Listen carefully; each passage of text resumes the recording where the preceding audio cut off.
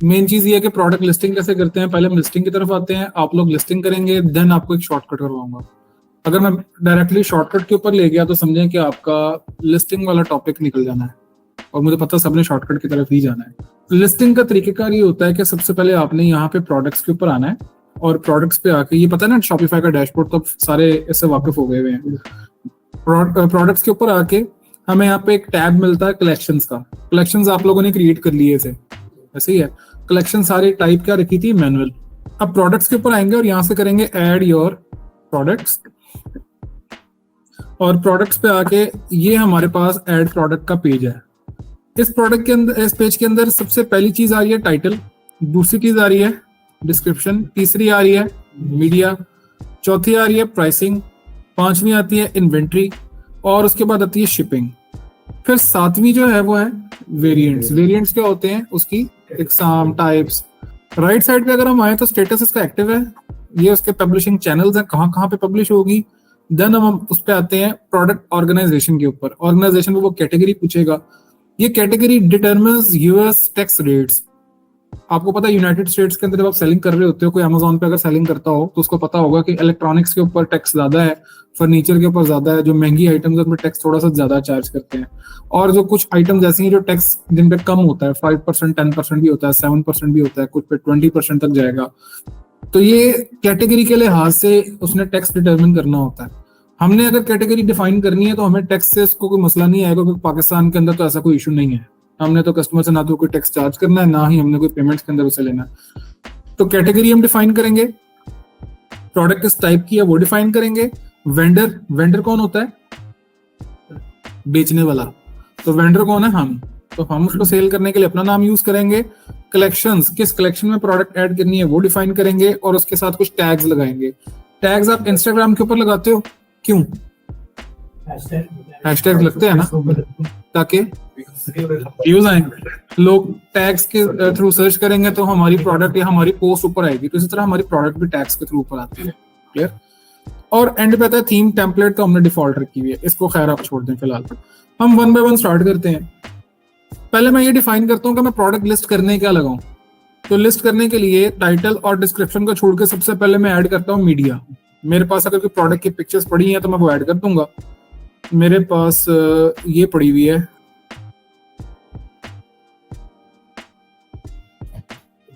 एक, दो, तीन, चार, 5, 6, 7, ये मैंने 7 इमेजेस उठा ली हैं। ये वाली मैं इसको डिलीट कर दूंगा, ये तो गलती से आई है, और ये रिपीट हो रही है इसलिए इसको भी मैं डिलीट कर देता हूँ। कितने इमेजेस हैं, 6 हैं। 1, 2, 3, 4, 5, 6 इमेजेस आ गई। अब ये प्रोडक्ट क्या है, लिंट रिमूवर है ना। तो लिंट रिमूवर को टाइटल तो मैं दूंगा, शॉर्ट टाइटल होना चाहिए, ज्यादा लंबा टाइटल ना हो, जैसे उसने लिखा है शॉर्ट स्लीव टी शर्ट। अब एक टाइटल ये है, और एक टाइटल वो होता है जो आप अली एक्सप्रेस पे देखते हो, बड़ा लंबा सा टाइटल लिखा होता है। वो लंबा लिखने की रीजन होती है कोई, यहाँ पे छोटा लिखने की भी रीजन होगी। वो रीजन कोई बता सकता है वहां पे लंबा क्यों लिखा जाता है? डिफरेंट बंदे डिफरेंट सर्चेस करते हैं, तो ये है कि सर्च में आ गए। हाँ, ये इस पे भी तो करेंगे लोग, लेकिन ये इस पे इस तरह वो नहीं है ना, वो कैटेगरी एक प्रोडक्ट का वो एक ही होगा।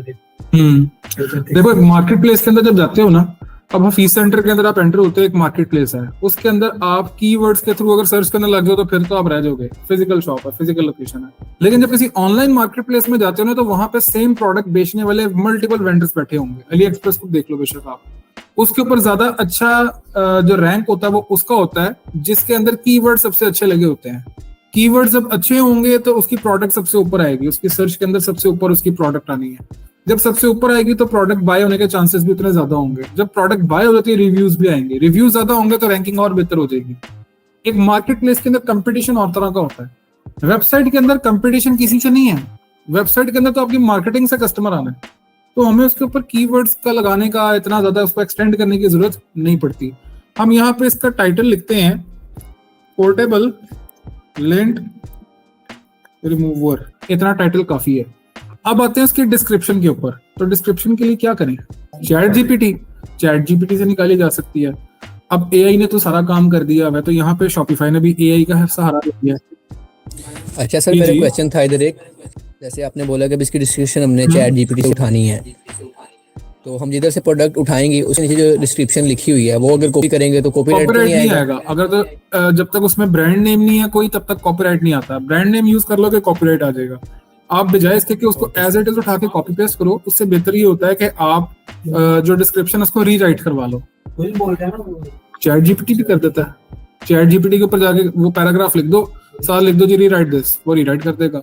या दूसरा ऑप्शन, अगर इतना लंबा काम नहीं करना चाह रहे, डिस्क्रिप्शन भी इतनी लंबी पढ़ता कोई नहीं है, हम ही लंबी लंबी डिस्क्रिप्शन लिखते रहते हैं, तो यहाँ पे शॉपिफाई का अपना एक फीचर है जनरेट टेक्स्ट का।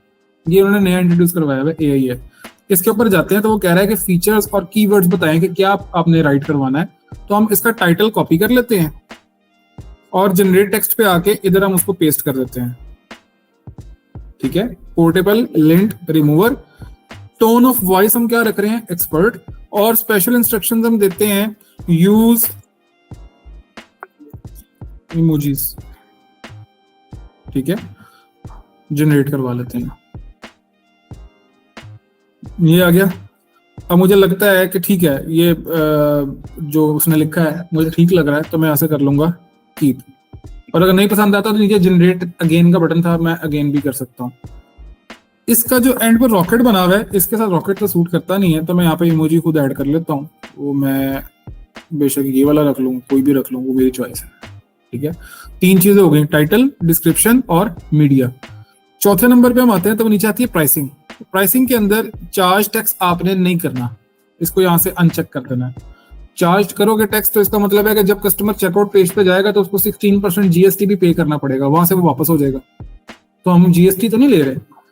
प्राइस हम इसकी क्या रखते हैं, फॉर एग्जांपल हमें यहाँ से मिलता है 700 रुपए का मार्केट में, हम इसको 1500 का बेच रहे हैं, 1500 इसकी प्राइस रख दी। एक होती है compare at price. Compare at price का मतलब है कि एक्चुअल प्राइस ये थी, इसको कट करके 1500 का दे रहे हैं, तो हम यहाँ पे इसको कर दें 2000 का था, इसको कट करके सेल लगा के हमने कितने में दे दिया है, 1500 में। कॉस्ट पर आइटम हमें कितने का मिल रहा था, 700। अभी मैं सिर्फ 700 लिख रहा हूँ, इससे ऊपर मैं भी नहीं लिख रहा। अच्छा, कॉस्ट मुझे आ रही थी 700 में लिखता नहीं हूं मैं, 700 की बजाय लिखूंगा 700 प्लस आपकी मार्केटिंग कॉस्ट। मार्केटिंग कॉस्ट का आप 100-200 ऐड कर दो हर कॉस्ट के अंदर, हर मतलब आप अपनी प्रोडक्ट प्राइस के अंदर 200 ऐड कर दो, कितना हो गया 900 का आप कॉस्ट एक रैंडम निकाल के यहाँ पे लिख दो। 200 रुपए आपने मार्केटिंग का ऐड कर दिया। डिलीवरी चार्जेस के बाद है, अगर हम कैश ऑन डिलीवरी पे काम कर रहे हैं, एक्स्ट्रा ले रहे हैं उनसे, देन हम उसको अलग से चार्ज कर लेंगे। अगर हम कहते हैं जी हम इसी के अंदर ऐड करना चाह रहे हैं, फिर आप इसकी कॉस्ट में ऐड करोगे। ठीक है, चेकआउट पेज पे जाके 180 रुपीज हम चार्जेस अलग ले रहे हैं अगर, तो वो आपने जाके मेंशन कर देने, इसमें ऐड नहीं करना। अगर आप उसको अलग नहीं ले रहे, अब 1-2 तरीके हैं इसमें भी। देखो, मैं आपसे दोनों सिनेरियोज में बात करता हूँ। एक कस्टमर आपके स्टोर पे आता है, आके कहता है जी उसको फ्री डिलीवरी मिल गई है, और आपने प्रोडक्ट की प्राइस के अंदर उसको डिलीवरी चार्जेस को ऐड कर दिया है। 1700 की प्रोडक्ट थी, 200 रुपए शिपिंग चार्जेस जो उसको पड़ने थे, आपने वो 1900 की करके फ्री शिपिंग कर दी है। कस्टमर खुश है। जो थोड़ा सियाना होगा ना, वो पता क्या करेगा, उसको पता तो चल जाएगा कि इसने इसकी प्रोडक्ट की प्राइस के अंदर ऐड कर दिया हुआ है। जब उसने 2 या 3 प्रोडक्ट्स खरीदनी होंगी ना, अब वो हिसाब किताब पे आ जाएगा। वो कहेगा जी अच्छा, इसने 200 रुपया हर प्रोडक्ट के अंदर इसने इंक्रीज कर दिया होना है, सिर्फ ये सोच के कि कस्टमर खुश है। यानी कि 200 रुपया इसके अंदर, 200 रुपया दूसरे के अंदर, 200 रुपया तीसरे के अंदर, कितना हो गया 600। तो कस्टमर को समझ आ जानी 600 रुपया ये मेरे से एक्स्ट्रा चार्ज कर रहा है। हाँ, अगर तो ये 180 रुपीज या 200 रुपीज शिपिंग चार्जेस होते तो हमें हर प्रोडक्ट के ऊपर 200 कम देने पड़ते, तो 600 के बजाय 400 रुपया उसका बच जाता। बात समझ आई या नहीं आई? आ गई है। तो अब दोनों सिनेरियोज हैं। आप कोशिश करो कि फ्री शिपिंग रखनी है, फ्री शिपिंग रख लो, प्रोडक्ट की प्राइस पर बहुत ज्यादा ना करना। ये ना हो कि वो कंपेयर करने पे आए तो फिर कहे जी कि ये तो रेट बहुत ज्यादा पड़ता है। लेकिन हम दोनों सिनेरियोज को साथ लेके चल भी नहीं सकते, हम फिर भी फ्री शिपिंग ही देंगे। तो शिपिंग चार्जेस 150 रुपीज एक एवरेज निकाल के आप ऐड कर दो अपने प्रोडक्ट की कॉस्ट के अंदर। तो 900 के अंदर 150 ऐड कर दो, कितने हो गए 1050। 1050 हमें कॉस्ट आ रही है। टोटल प्रॉफिट हमारा 450 रुपया बन रहा है। 30% प्रॉफिट मार्जिन है, बुरा नहीं है, ठीक है। नीचे आते हैं तो ट्रैक क्वांटिटी। अब क्वांटिटी को हम ट्रैक करेंगे कि हमारे पास कितने यूनिट्स पड़े हुए हैं, वो सेल होते जाएंगे तो ये क्वांटिटी कम होती जाएगी। तो हम यहाँ पे अपने स्टोर पे लोकेशन पे बताते हैं कि हमारे पास 50 यूनिट पड़े हुए हैं, हालांकि नहीं पड़े हुए, ड्रॉप शिपिंग कर रहे हैं, पता है कि मिल जाना है। एक ऑप्शन ये वाला है, continuous selling and out of stock. इसका क्या मतलब है? तब भी बेची जाओ। तो यानी कि 50 यूनिट हमारे खत्म हो जाए, हमें ना पता चले, तो तब भी आप सेल्स ना रोकना, आप बेची जाना। ये ना हो कैंपेन चल जाए, उसके ऊपर ऑर्डर्स आ रहे हों लेकिन आउट ऑफ स्टॉक हुआ, हमें पता भी ना हो, कस्टमर का रिटर्न ही ना आ रहा, मतलब वो एक कन्वर्जन ना आ रही हो। इसके बाद कहता है this product has a SKU और बारकोड।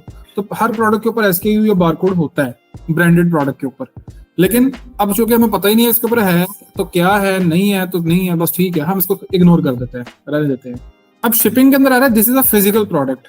फिजिकल के अलावा कौन सी प्रोडक्ट होती है?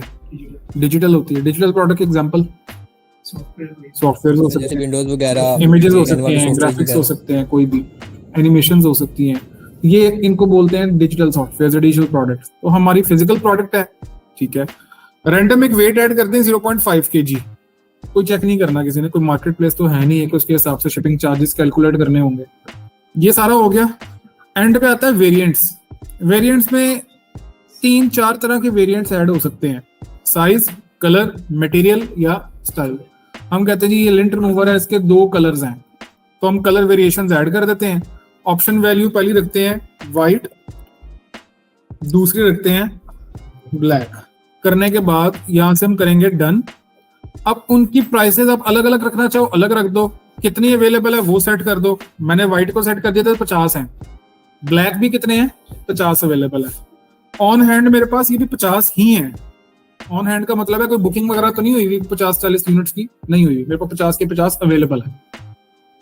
उसके बाद SKU छोड़ दें, बारकोड छोड़ दें, हो गया हमारा ये वाला सेक्शन कंप्लीट है। अब आएंगे राइट वाले सेक्शन पे, स्टेटस का एक्टिव ही रहेगा। प्रोडक्ट ऑर्गेनाइजेशन उसने कर दिया होम एंड गार्डन, कोई मसला नहीं है, चलने दो। Product type lint remover, vendor कौन है, खुद है, आपके स्टोर का नेम आएगा, तो मैं यहाँ पे लिख रहा हूँ माई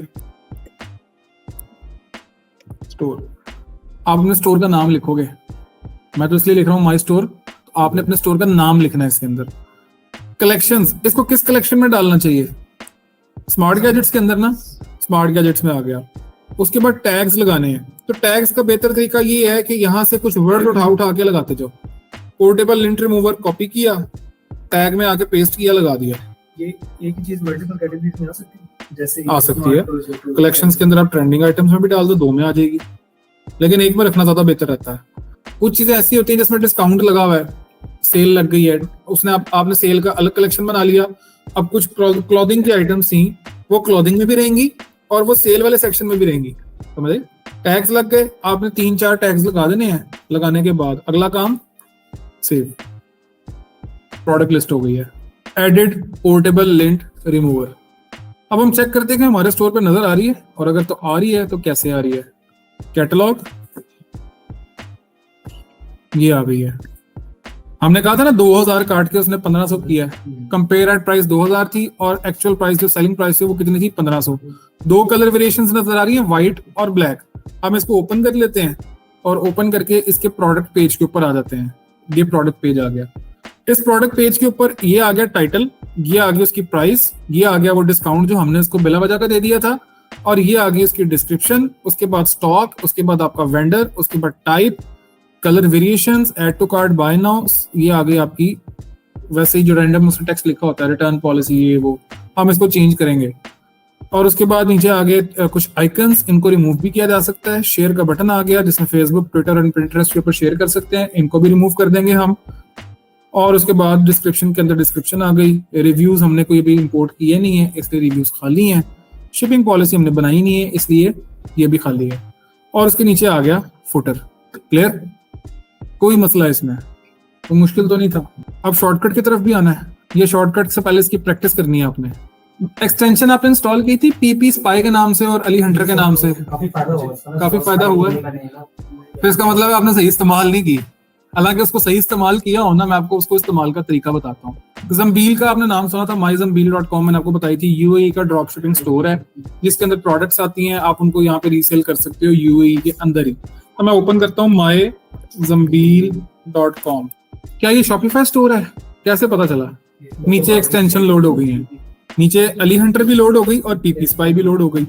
नीचे शॉप का नाम लिखा हुआ है जम्बील और नीचे लिखा हुआ है दुबई। टोटल प्रोडक्ट्स कितनी है इसके पास? 529। शॉप को ओपन करते हैं और शॉप पे आके हम देखते हैं जी फर्स्ट प्रोडक्ट कब थी, न्यूएस्ट प्रोडक्ट कब आई है, थीम उसका कौन सा है, new sign up flow Minion के नाम से थीम है, लैंग्वेज इंग्लिश है, करेंसी इसकी ये है, सारा कुछ आ गया। पीपीएस ने बता दिया। सेकंड चीज ये है कि शॉप के बाद दूसरी आती है प्रोडक्ट्स। चलें जी, शॉर्टकट मैं आपको बता देता हूँ, आप लोगों से रहा तो जाना नहीं है। यहाँ पे ना 4 टैब्स नजर आ रहे हैं, best selling, newly added, all products और प्रोडक्ट स्टैटिस्टिक्स। तो हमें उसने कुछ स्टैट्स बताए हैं, ब्लूटूथ स्पीकर के ये स्टैट्स आ रहे हैं, चॉपर के, इन चीजों के कम है। उसके अलावा सप्लायर के हिसाब से, वेंडर के हिसाब से सर्च किया तो सबसे ज्यादा इस आबिद का जो आबिद नाम का वेंडर था उसकी सबसे ज्यादा सेल्स हो रही हैं। ऑल प्रोडक्ट्स के ऊपर लोग ज्यादा आ रहे हैं। खैर, हम आते हैं बेस्ट सेलिंग के ऊपर। आ गए बेस्ट सेलिंग पे आके हमने यहाँ से 1 2 3 4 5 6 8 हो गई, 9 10 11 12, ये 12 प्रोडक्ट्स ही हमने सेलेक्ट कर ली हैं सारी। इधर से हम करते हैं एक्सपोर्ट प्रोडक्ट्स। एक्सपोर्ट कर ली, ये फाइल हमारे पास डाउनलोड हो गई है, हो गई। अब हम आते हैं शॉपिफाई अपने स्टोर के ऊपर और प्रोडक्ट्स के टैब पे वापस आ जाएंगे। यहां से हमने करनी है इंपोर्ट। इंपोर्ट पे आके ऐड फाइल, और ऐड फाइल करके मैंने ये अभी डाउनलोड की थी, इसको मैं ओपन कर देता हूँ। और इसके साथ मैं ये कह देता हूँ कि अगर कोई ओवरराइट हो तो कर दो, यानी कि सेम प्रोडक्ट 2 दफा लिस्ट ना हो जाए। Upload and preview, import products, ये इंपोर्ट हो रही है और वो कह रहा है if you would like you can close this dialog box and continue working. तो मैं इसको क्लोज कर देता हूँ। इसको मैं करता हूँ रिफ्रेश। तो रिफ्रेश करने के बाद मेरे पास 2 प्रोडक्ट्स हो गई हैं, ठीक है। वायरलेस हेडफोन भी आ गया। उसके बाद फिर रिफ्रेश करते हैं, काम इसको करने नहीं देना, जल्दी हमें बहुत है। 3 हो गई हैं प्रोडक्ट्स, ठीक है। ये रैंडम हो जाएगा, किसी कैटेगरी में तो नहीं जाएगा कलेक्शन। अभी हम सारा सेट करेंगे। ये हो गई। उसके बाद फिर रिफ्रेश करते हैं तो मेरा ख्याल है कोई अभी नहीं हुई, हो रही है। इंपोर्ट के बटन पे क्लिक करेंगे ना तो अभी नहीं करेगा, वो नई प्रोडक्ट अभी ये फाइल अपलोड नहीं करेगा, वो पहले वाली क्लीन करके फिर उसके बाद करनी है। ये भी हो गई, 4 हो गई हैं। स्टोर के ऊपर आते हैं कैटलॉग पे। कैटलॉग पे आके हमारे पास 4 प्रोडक्ट्स लिस्ट हो चुकी हैं। रिफ्रेश करते हैं, 5 हो गई हैं। 5वीं भी लिस्ट कर दी है उसने। वो कौन सी हुई है, ये वाली, ठीक है। और देखो कि हमें ना तो इमेजेस लगाने की जरूरत पड़ी है, ना हमें उसकी कोई डिस्क्रिप्शन लिखने की जरूरत पड़ेगी। हाँ, कुछ माइनर एडिटिंग करनी है। ये 8 पहले अपलोड हो जाना, फिर मैं आपको अगला स्टेप बताता हूँ। 1 to 8 हो चुकी हैं और टोटल 9 होनी चाहिए ना। 8 हमने वहां से एक्सपोर्ट की थी, 1 हमारी पहले की थी, कंप्लीट हो गया। 13 प्रोडक्ट्स मेरे पास अब स्टोर में आ चुकी हैं। जो मैंने टोटल एक्सपोर्ट करनी थी, इंपोर्ट करनी थी, वो हो गई हैं। मैं रिफ्रेश करता हूँ इसको और ये मेरे पास आ गई सारी लिस्ट। क्लियर। अब हम इसकी कस्टमाइजेशन करते हैं। पहले इसको ओपन करें, पहली प्रोडक्ट को ओपन करके यहां से ये वाली जो लाइन है इसको रिमूव करना पड़ेगा। कर दिया। नेक्स्ट नीचे आए, नीचे आके मीडिया ऑलरेडी अपलोड हुआ है और नीचे आ जाए। नीचे आके अब यहाँ पे इसकी वेरिएशंस ऑलरेडी बनी हुई हैं। अब आपने सिंपली इसकी प्राइस चेंज करनी होगी, ठीक है। प्राइस चेंज करने के लिए यहाँ से आप देखेंगे जी व्हाइट आपको कितने में मिल रहा है, ब्लैक कितने में मिल रहा है। अगर आप यूएई में जा रहे हैं तो फिर तो आप इनके मुताबिक एडजस्टमेंट करेंगे। अगर आप पीकेआर में जा रहे हैं, पाकिस्तानी मार्केट में, तो फिर ये प्रोडक्ट्स अगर आपके पास हैं तो आप इनकी मार्केटिंग करेंगे, प्राइस चेंज कर लेंगे, कैटेगरी चेंज करेंगे और उसको वहां पे ही रहने देंगे। देखो, कोई चीज ऐसी होती है जो कि आपके स्टोर में लिस्ट हुई है, ना भी आपके पास हो ना तो फर्क नहीं पड़ेगा ड्रॉप शिपिंग स्टोर पे। हाँ, जिसकी मार्केटिंग करनी है वो चीज आपके पास होनी चाहिए। बात समझ आई। स्टोर पे बड़े-बड़े ऑर्डर आ सकता है, बहुत कम चांस होता है ड्रॉप शिपिंग स्टोर पे। स्पेशली ब्रांड का स्टोर हो ना कोई, तो हर कस्टमर एक्सप्लोर कर रहा होता है कि इस ब्रांड की नई आइटम कौन सी आई है या इसके ऊपर कौन सी चीज पे सेल लगी हुई है। लेकिन अगर आपका कोई ड्रॉप शिपिंग स्टोर हो, उस पे कस्टमर ने तो ऐड देखा था, स्टोर पे आया, प्रोडक्ट खरीदी, चला गया, नाम तो उसके ज़हन में भी नहीं होना। इसलिए आपको ये जरूरत ही नहीं, आपको स्टोर भरना है पहले। कस्टमर आया तो थोड़ा ट्रस्ट बिल्ड हो कि हाँ जी स्टोर ट्रस्टेड है, ठीक है। अच्छा, ये नीचे आ गई लिस्टिंग। उसके बाद राइट साइड पे आते हैं तो राइट साइड पे आके आपको यहाँ पे वेंडर के नाम के आगे अपना माई स्टोर लिख देना है। कलेक्शन किस में डालनी है, कलेक्शन स्मार्ट गैजेट्स में डाल देते हैं। टैग्स ऑलरेडी लगे हुए हैं और इसको कर दिया सेव। यहाँ पे ये एक प्रोडक्ट टेस्ट हो चेंज हो गई, कस्टमाइज हो गई। दूसरी करेंगे, तीसरी करेंगे, 20 प्रोडक्ट कस्टमाइज कर सकते हैं। मुश्किल तो नहीं है, अब आसान हो गया काम। मजीद आसान करना है। मजीद आसान करने के लिए क्या होगा, आपने ऑल प्रोडक्ट सेलेक्ट कर ली, 13 प्रोडक्ट्स सेलेक्ट करने के बाद करेंगे बल्क एडिट। बल्क एडिट पे आएंगे और इधर आके कॉलम्स में से हमने स्टेटस तो ऑलरेडी सबका एक्टिव ही है, तो हम स्टेटस का कॉलम निकाल देते हैं। हेडफोन कैटेगरी, हम कैटेगरी भी रखने की जरूरत नहीं है। वेंडर, हाँ ये हमने चेंज करने हैं अभी। इधर हमारा क्या आएगा, माई स्टोर। प्राइस हमने चेंज करनी है, हम वो रहने देते हैं यहाँ पे। डिस्क्रिप्शन हमने चेंज करनी है, हमने ये लाइन रिमूव करनी है उसमें, डाउनलोड वीडियो एंड इमेजेस वाली। उसके बाद मीडिया ऑलरेडी लगा हुआ है, टैग्स ऑलरेडी लगे हुए हैं। उसके बाद नीचे आते हैं टेम्पलेट। टेम्पलेट हमारा जरूरत नहीं है, वो डिफॉल्ट में जाता है। Online store point of sale ऐसे ही रहेगा। बेस प्राइस, कंपेयर्ड प्राइस हम चेंज करेंगे। कॉस्ट पर आइटम चेंज करना चाहे कर सकते हैं। उसके बाद inventory quantity, continue selling when out of stock और ट्रैक क्वांटिटी, ये तीनों हमने कॉलम शो करवा दिए। वेट शो करवा दिया। ये चीजें शो करवाने के बाद कंट्री ऑफ ओरिजिन शो करवा लें। ये सारा कुछ हमने सामने शो करवा लिया है। इसको कर दें यहां से क्लोज। ये सारे कॉलम्स आ रहे हैं। ठीक है, अब वन बाय वन यहां से इस पे जाएं।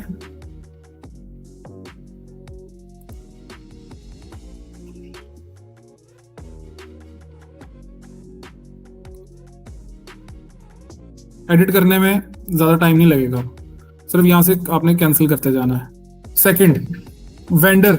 वेंडर कौन है, माई स्टोर। अब वेंडर के अंदर माई स्टोर लिखा हुआ है, मैं यहां से इसको ड्रैग करता हूं, ड्रैग करके नीचे तक ले आता हूं। सारा क्या हो गया, माई स्टोर। इसको भी ड्रैग करके, माई स्टोर को ड्रैग करके नीचे तक ले आता हूं। सारा चेंज हो गया, सारे वेंडर चेंज हो गए, माई स्टोर हो गए हैं। जो मैं अलग अलग चेंज करना पड़ना था वो हमने यहीं पे चेंज कर दिया। तीसरी चीज, प्राइस आपने वन बाय वन चेंज करनी है। ऑब्वियसली आप देखेंगे कौन सी चीज कितने की मार्केट में मिलती है, आप उसके मुताबिक कंपेयर करके जो आपको मार्केट में मिल रही है चीजें, वो यहाँ पे प्राइसिंग आप चेंज कर लेंगे उसके मुताबिक। कंपेयर्ड प्राइस उससे थोड़ी सी ज्यादा रख के आप रखेंगे, मतलब अगर आपने 2500 की लगाई है तो 3000 रख दें कंपेयर्ड प्राइस। कॉस्ट पर आइटम हर किसी की डिफरेंट होगी, आप यहाँ से सेट करते जाएंगे। अब आता है अवेलेबल क्वांटिटी। अवेलेबल क्वांटिटी वो ओपन नहीं करने दे रहा, हाँ क्यों, क्योंकि उसने इसकी ऑप्शन ही ऑफ की हुई है। ट्रैक क्वांटिटी सबकी हम कर देते हैं एक्टिव, हो गई सबकी क्वांटिटी हम अभी सेट कर देंगे। ये सारा हमने एंड तक ट्रैक क्वांटिटी को ओपन कर दिया। अब वो कह रहा है कि अवेलेबल क्वांटिटी को सेट कर लें। अवेलेबल क्वांटिटी कैसे सेट होगी, यहां पे मैं लिख देता हूं 50, लिख दिया। लिखने के बाद ड्रैग करके नीचे ले, सारों की क्वांटिटी 50 हो गई, काम आसान हो गया। Continue selling when out of stock, इसको भी हमने ऑन रखना था ना, ऑन करके और एंड तक ले आए, हो गया, ये भी हो गया। उसके बाद आता है वेट। वेट हम रैंडम क्या रख रहे थे, 0.5 kg। इसी तरह से आपने ड्रैग करना, ड्रैग करके नीचे तक ले आना, सारों का वेट जो है वो 0.5 kg हो जाएगा। अच्छा जी, यहाँ पे पाकिस्तान को सेट कर दिया, सारी सेटिंग्स बेसिक हो गई हैं। हम इसको कर देते हैं सेव। सेव करने के बाद एक काम बस रह गया, वो क्या, कलेक्शंस में इनको ऐड करना है। वो कहते हैं ना स्टॉक आ गया, स्टॉक पता है कि यही चीजें आई हैं, बस उनको रैक्स में लगाना है। दुकान के अंदर भी यही होता है ना, तो रैक में लगाने वाला काम रह गया बस। तो वो काम कैसे होगा, अब यहाँ से बैक कर देंगे और हर प्रोडक्ट को ओपन करके सिर्फ उसके रेलिवेंट कलेक्शंस में डाली जाए। जैसे इसको मैंने स्मार्ट गैजेट्स में डाल दिया है, ठीक हो गया। सेकंड पे आ जाए, सेकंड कौन सी है, बखूर है, बखूर डिफ्यूजर। उस पे आके collections, smart gadgets, save. 10 second भी नहीं लगेंगे आपको एक एक प्रोडक्ट एडिट करने में, इतना काम तो अब आपका बनता है करना, ठीक है। तो ये काम आपने करना है लाजमी। प्रोडक्ट्स आपने लिस्ट करके लेके आनी है। हाँ, अगर कोई पाकिस्तान की मार्केट में जाना चाह रहा है, इंटरनेशनल मार्केट में नहीं जा रहा, तो मैं रिकमेंड करूंगा कि वो इस स्टोर से डाउनलोड कर ले, क्योंकि एक फीमेल स्टूडेंट का स्टोर था, वो कंटिन्यू नहीं कर रही, उनकी कोई फैमिली इश्यूज हैं तो उन्होंने कंटिन्यू नहीं करना, तो ये स्टोर उनका फ्री पड़ा हुआ है। तो उन्होंने लिस्टिंग सारी मेहनत से की है। मैं नहीं चाहता कि बिला वजह जाया हो जाए, किसी का फायदा हो जाए तो ज्यादा बेहतर है। और उनसे मैंने बिल्कुल अलाउ करवाया है, परमिशन ली भी है कि इन केस अगर आपका स्टोर स्टूडेंट्स को दिखाना हो या उससे कोई प्रोडक्ट्स लेनी हो तो ले सकते हैं। उन्होंने कहा बिल्कुल ले सकते हैं, इसमें कोई 1% को डाउट का इशू नहीं है। आपने सिंपली उसी तरह से प्रोडक्ट्स पे जाना है, एक्सपोर्ट ऑल कर देनी है। जब एक्सपोर्ट ऑल करेंगे तो सारी प्रोडक्ट्स इकट्ठी डाउनलोड हो गई हैं। अब आपने जाके सिर्फ उनको अपलोड करना है, बल्क एडिट करना है, स्टोर सेट हो गया। अच्छा, अब एक चीज नोट करें, यहाँ पे मैं कुछ आइटम्स को ना पहले उनके रेलिवेंट कलेक्शंस में डालता हूँ ताकि हम उनके लिंक्स बनाए। कलेक्शंस में स्मार्ट गैजेट्स और ट्रेंडिंग आइटम्स। उसके बाद वापस आते हैं, वायरलेस एयरफोन्स हैं और इनको हम ले आते हैं। हाँ, बाज़ औक़ात ये भी करना पड़ेगा आपको कि ये जो फर्स्ट इमेज है ये स्क्वायर शेप में नहीं है, इसकी साइड स्पेस आ रही है, ये वर्टिकल शेप में है। तो आपको हो सकता है कुछ प्रोडक्ट्स की फर्स्ट इमेज को चेंज करना पड़े, वो आपको अली एक्सप्रेस से करनी पड़ेगी एक इमेज डाउनलोड करके। अब आपको ये वेबसाइट पर नजर भी आएगा कि ये प्रोडक्ट की इमेज जो है ना ये बड़ी ऑड लग रही है, ये इसके साइज ज्यादा है।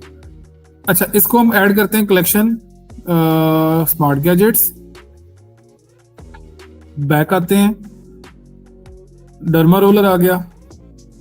डर्मा रोलर की ये फर्स्ट इमेज देख रहे हैं, बिल्कुल एंड टू एंड सारी फिक्स हुई हुई है। कलेक्शन में हम डाल देते हैं ट्रेंडिंग आइटम, बैक आ जाएं, कॉफी वार्मर है सॉरी, इसको आके कलेक्शंस किचन आइटम्स में डाल देते हैं। उसके बाद डिफ्यूजर है, इसको हम डाल देते हैं होम डेकोर के अंदर, सेव। उसके बाद आ गया हॉट एयर ब्रश, इसको हम डाल देंगे किसमें, स्मार्ट गैजेट्स के अंदर। और हमारा रह गया ये किचन आइटम्स में, ये आ गया, और दो रह गए हैं। लिंट रिमूवर का ऑलरेडी मेरा ख्याल है कलेक्शन सेट हुआ है स्मार्ट गैजेट्स होम पेज, और लास्ट पे आपका आ जाता है नेक फैन। कलेक्शंस में आके स्मार्ट गैजेट्स पे ले आते हैं। अच्छा, अब हमने करना ये है, ऑनलाइन स्टोर पे आना है। ऑनलाइन स्टोर पे आके इसको जरा गौर करना है। ऑनलाइन स्टोर पे आके थीम कस्टमाइजेशन पे आ जाएंगे, ये कस्टमाइज का ऑप्शन आ गया। अब हमने यहाँ पे दो बैनर्स लगाने थे जो मैंने आपको कल डिजाइन करके लास्ट क्लास में दिखाए थे, लिंट रिमूवर लगाया था, उसके नीचे मैंने लिख दिया। यहाँ पे आ रहा है बेस्ट सेलिंग। बेस्ट सेलिंग का जो ये सेक्शन है इसका नाम क्या है, टैब विद प्रोडक्ट। ठीक है, इसको क्लिक करें, आपको यहाँ पे इसके ऊपर ले आया इस सेक्शन के ऊपर। इसके दो स्टाइल्स हैं, हेडिंग स्टाइल 1 है और हेडिंग स्टाइल 2 है। स्टाइल 1 बड़ी है, स्टाइल 2 जो है वो थोड़े छोटे साइज में है। आपको जो बेहतर लगता है आप वो कर सकते हैं। नाम यहां से चेंज करते हैं और लिख दें स्मार्ट गैजेट्स, लिख दिया। लार्ज विड्थ इनेबल, यानी कि फुल पेज में आएगा एंड टू एंड। नीचे आएंगे टैब बार राइट इनेबल, ठीक है, ये इसको छोड़ दें। व्यू ऑल का बटन भी आएगा इसके अंदर, व्यू ऑल के बटन के अंदर नीचे आते हैं तो ठीक हो गया। अब टैब विद प्रोडक्ट से बाहर आएंगे। टैब विद प्रोडक्ट में पहला कलेक्शन है मेन का, ठीक है, दूसरा कौन सा है, विमेन का, वो साथ साथ हाईलाइट करता जा रहा है। और तीसरा जो बेबी सेक्शन है उसमें टैब 3 का नाम दिया हुआ है। हम मेन पे आते हैं और मेन पे आके यहाँ से कलेक्शन चेंज करते हैं, चेंज कलेक्शन, और इसको हम नाम लिंक कर देते हैं स्मार्ट गैजेट्स के साथ, सिलेक्ट। अब जो कि ये मेन कलेक्शन नहीं है, स्मार्ट गैजेट्स है, तो ये ऑटोमेटिकली यहाँ पे जो नाम है वो क्या हो गया, स्मार्ट गैजेट्स। दूसरा विमेन है, कलेक्शन चेंज कर दें, स्मार्ट गैजेट्स के अलावा ट्रेंडिंग आइटम्स डाल दें, वो आ गया। और तीसरा जो है इसमें हम कर देते हैं चेंज कलेक्शन और किचन आइटम्स का लिंक दे देते हैं, सेव हो गया। ठीक है, अब आते हैं स्टोर के ऊपर और स्टोर पे आके इसको रिफ्रेश करके देखते हैं कि अब ये कैसा नजर आता है। मैंने कहा था ना ये प्रोडक्ट की पिक्चर बुरी लगेगी, वर्टिकल में है, इसको आपने रीसाइज करना होगा, इसको रीसाइज करना पड़ेगा। बाकी ये तकरीबन इतनी माइनर सी जो डिफरेंस पे हैं ये चल जाती हैं, इनका मसला नहीं है। ये आपका स्मार्ट गैजेट्स का टैब है। दूसरा ट्रेंडिंग आइटम्स का आ गया, उसमें 2-3 चीजें पड़ी हुई हैं। उसके बाद तीसरा किचन आइटम्स का आ गया, उसमें 2 पड़ी होंगी, ये आ गए। तो जैसे जैसे प्रोडक्ट्स ऐड करते जाएंगे ये खुद ही फैलता जाएगा। यहाँ पे हमने सबसे ज्यादा किसमें रखी थी, स्मार्ट गैजेट्स में, तो वो सारी फिल हुई हुई है। तो अब और प्रोडक्ट्स ऐड करेंगे रेलिवेंट कलेक्शंस के अंदर, तो ये इसी तरह से पेज इंक्रीज होता जाएगा। क्लियर है? नीचे यहाँ पे बैनर लगाना है, कहाँ से डिजाइन करेंगे, कैनवा से। उसके नीचे आएंगे फीचर्ड कलेक्शन। अब फीचर्ड कलेक्शन देने के लिए डेस्कटॉप पे वापस आ जाएं और ये फीचर्ड कलेक्शन का टैब ये है, ऐसे ही है। इस पे आ जाएं और इस पे आके किसी कलेक्शन का लिंक दे दें, चेंज कलेक्शन, और मैं लिंक दे देता हूं सिर्फ ये भी स्मार्ट गैजेट्स, क्योंकि उसमें प्रोडक्ट्स हैं इसलिए दिखाने के लिए कि ये पूरा भर रहा है। लार्ज बिट्स इनेबल करेंगे तो ये बड़े साइज में आ जाएंगी। नाम चेंज करके कर देंगे, पहले तो हम स्मार्ट गैजेट्स रख चुके हैं, अब आप इसका नाम चेंज कर दोगे। तो ये कस्टमाइजेशन छोटी छोटी हैं, इतनी बड़ी नहीं है, ये आपने करते रहना है। लिमिट सेट करनी है, कितनी प्रोडक्ट्स आएंगी, 8 कर दो 8 आ जाएंगी, 10 करोगे 10 आ जाएंगी। व्यू ऑल का बटन लगा हुआ है, व्यू ऑल के बटन पे क्लिक करने पे वो कहाँ लेके जाएगा, ऑटोमेटिकली स्मार्ट गैजेट्स के कलेक्शन के ऊपर। सेव प्रोडक्ट कॉलम को बताइए नीचे डेस्कटॉप कौन सा? लैपटॉप नीचे ये नीचे कॉलम का मतलब है, अब जैसे ये 4 नजर आ रहे हैं ना डेस्कटॉप के ऊपर, तो हम इसको 3 करेंगे ना, जब ये 3 हो जाएंगे। हम 5 करते हैं और 5 अच्छे भी लगेंगे, बुरे नहीं लगेंगे, ऐसा भी अच्छा लग रहा है। लेकिन मेरा ख्याल है जो 4 वाला लुक था वो ज्यादा अच्छी थी। और 54 हो गई, प्रोडक्ट्स ही नहीं होनी। टैबलेट और मोबाइल के ऊपर 2। अब मोबाइल व्यू हमारी वेबसाइट का कैसा है, वो ऐसा है। ये हमारे स्टोर पे कोई आया, फ्रंट पे ये पिक्चर मिली और नीचे आया, तो ये 2 हमने भी डिजाइन करने हैं। उसके बाद स्मार्ट गैजेट्स, अच्छी लुक आ रही है, पता चल रहा है वेबसाइट बन रही है। मोबाइल के अलग पिक्चर्स भी आती हैं, सेम होंगी, वो खुद ही इसमें। एक ऐसे उधर ऑप्शन आ रही थी वो डेस्कटॉप बैकग्राउंड और मोबाइल बैकग्राउंड। हाँ, उसके लिए अलग लगानी है, क्योंकि देखो जो मोबाइल है ना वो होता है वर्टिकल फॉर्म में, तो उसकी विड्थ कम होती है, हाइट ज्यादा होती है। डेस्कटॉप होता है हॉरिजॉन्टल फॉर्म में, उसकी विड्थ ज्यादा होती है, हाइट कम होती है। तो दोनों की इमेजेस आपको यहाँ पे डिजाइन अलग करनी पड़ेंगी, लेकिन बाद में जो प्रोडक्ट्स आप लिस्ट कर रहे हो उन सारों की इमेजेस वो ऑटोमेटिकली रिसाइज कर देता है, इतना वो कर लेता होता है। यहाँ से इसको मैं कर रहा हूँ एग्जिट। और एक आखिरी काम आज का वो ये होगा कि डिस्काउंट्स पे आएंगे और हम एक डिस्काउंट कोड क्रिएट करेंगे। ठीक है, डिस्काउंट प्रोमो कोड कह लो, डिस्काउंट कोड कह लो, क्रिएट डिस्काउंट। और डिस्काउंट हमारे पास 4 तरह के हैं। Amount of products, buy X get Y. ये कौन सा होता है? Buy one get one. Buy 1 get 1 free. मुझे पता था पिज्जा याद आने हैं। Buy 1 get 1 free. Amount of order, यानी कि टोटल ऑर्डर जो आपका अमाउंट बनेगी, अगर उसकी लिमिट हमारे एक अमाउंट से इंक्रीज कर जाती है, हम कहते हैं 5000 की शॉपिंग करें तो उसके ऊपर 10% डिस्काउंट, तो पूरे ऑर्डर की जो टोटल वैल्यू होगी उसके ऊपर डिस्काउंट देना है, या फिर फ्री शिपिंग देनी है। कहेंगे जी इतने की शॉपिंग करें तो फ्री शिपिंग मिलेगी, ऐसी कंडीशंस भी लगा सकते हैं। तो फ्री शिपिंग जो कि हम ऑलरेडी दे ही रहे हैं, हमने तो वो देना नहीं। बाय एक्स गेट वाई हमारे टाइप का नहीं है, हमारे इसके साथ मर्ज नहीं होता ई कॉमर्स के अंदर। हाँ, ये फूड आइटम्स होती है, कुछ ऐसा होता तो उसके अंदर ये समझ आती है। अमाउंट ऑफ ऑर्डर ये दे सकते हैं, या फिर अमाउंट ऑफ प्रोडक्ट्स ये दे सकते हैं। अब आप किसी ब्रांड पे जाते हो, वहां पे लगा होता है कि फलाने कलेक्शन पे सेल लग गई है, विंटर कलेक्शन के ऊपर सेल लगी हुई है, तो हम किसी स्पेसिफिक कलेक्शन पे जब सेल लगाना चाहेंगे तो कौन सा यूज करेंगे? Amount of products. और जब हम कहेंगे जी इतने की खरीदारी पर इतने % डिस्काउंट, तो फिर क्या करेंगे? Amount of order. बाकी 2 को आप इग्नोर करते हैं। हम पहले क्रिएट करते हैं अमाउंट ऑफ प्रोडक्ट्स। इसमें 2 तरीके हैं, डिस्काउंट कोड देना है या ऑटोमेटिक देना है। हम कहेंगे हम डिस्काउंट देंगे, कोड देंगे, कस्टमर आके अप्लाई करे। अब यहाँ से generate random code, generate random code करेंगे तो उसने एक कोड बना दिया है। आप खुद चाहे लिखना तो खुद भी लिख सकते हैं। आप लिखें टेस्ट कोड 1, ठीक है, नाम क्या रखा है? Test code 1। इसकी जगह ये भी रख सकते हैं न्यू ईयर डिस्काउंट, या new year 01, new year 24, independence, ये कोड यूज करें, कोई भी रख लें, कोई भी। उसके बाद नीचे आते हैं डिस्काउंट वैल्यू। हम डिस्काउंट वैल्यू किस में देंगे? परसेंटेज दें या फिक्स्ड अमाउंट दें? Fixed amount.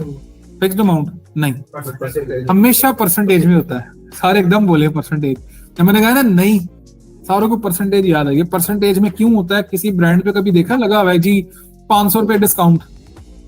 नहीं होता। आपकी प्रॉफिट कैलकुलेशन परसेंटेज में होती है, ROI कैलकुलेशन परसेंटेज में होती है, तो आपकी डिस्काउंट परसेंटेज भी, डिस्काउंट की कैलकुलेशन भी परसेंटेज में होगी। अलग अलग होती है, उसमें भी 500 का डिस्काउंट लेगा तो मुफ्त ले जाएगा।